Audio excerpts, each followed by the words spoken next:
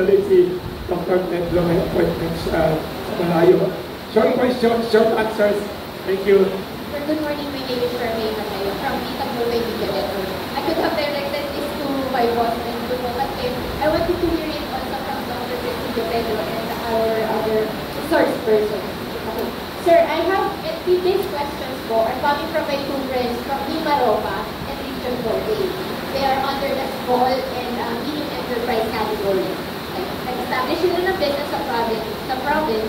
However, ang problem po nila mismo ay ang local government who approves the permit and the local office of the Department of Tourism.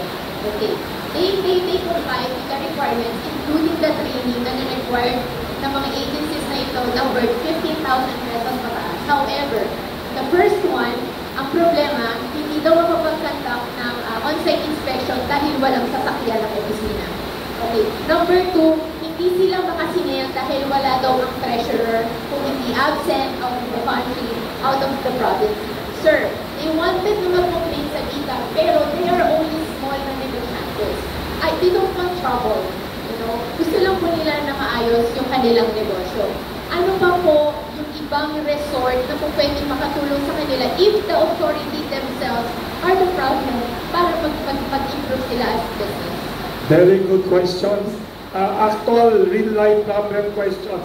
Dr. Cecilia Pedro and Mr. Dugdug and Mr. Tulfo. Alam niyo po yung marami pong problema para sa negosyante. Pero ang successful negosyante, naghahanap ng paraan in spite of the challenges, in spite of the problem we face. Ako rin, may problema sa government from time to time. May mga inspeksyon, hinaharap namin. Kung may problema, ina-address namin. Pag talagang wala ng pag-asa, pumunta kayo kay Ditag, kay Ben Tulfo. Sana may 10 Ditag sa buong bayan. Di mas madali ang usapan. Pero kami, may problema, harapin niyo yung problema. Kausapin niyo yung mayor.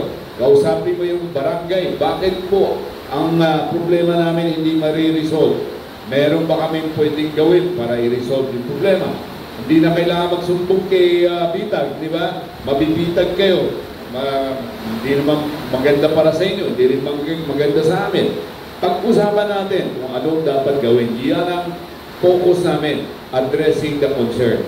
But the other focus, regarding our Constitution, I have no objections against changing it. Pero we have current Constitution that we can work with. Why don't we work? Hindi na natin hihintayin kasi wala namang perfect constitution.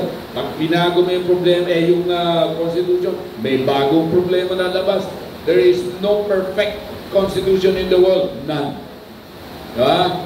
Gawa ng tao. Because tao may kanyang-kanyang objectives, may kanyang-kanyang isip. No perfection in this world. But we can work with imperfection. By the grace of God, we can do something about it. Ang negosyo ng Happy, kalaban Colgate, kalaban yung Unilever, lalaki, the biggest companies in the world. May pag-asa ba? Bakit wala? Pwede. Anong pag-asa dyan? Sipag, tiyaga, savings, tuloy-tuloy. In spite of failures, giving up is not an option. Bawal sumuko. Ang sumuko, talo. Thank you very much.